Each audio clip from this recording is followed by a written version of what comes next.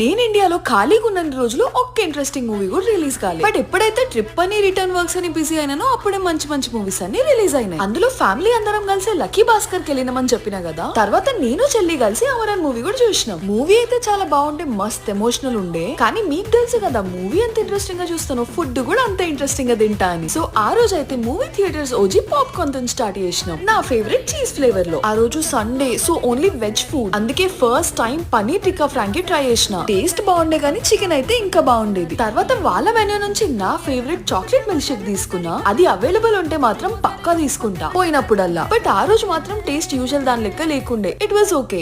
తర్వాత ఇక్కడ sweet corn కనిపిస్తే అరే మస్తు రోజులు అయింది కదా తిని, సరే తిందామని తీసుకున్నా. ఇంత బుడ్డ కప్ కి $100 పే చేసిన అంటే నా బ్రెయిన్ ఇప్పటికీ యాక్సెప్ట్ చేస్తలేదు. పోనీ టేస్ట్ అయినా బాగుంటదేమో అనుకుంటే అది లేదు. రోడ్ సైడ్ దొరికే $20 కప్ ఇంతకన్నా టేస్టీగా అనిపిస్తుంది నాకు. ఎనీవేస్ మూవీ ఫినిష్ చేసుకుని ఇంటికి వెళ్ళిపోయినా.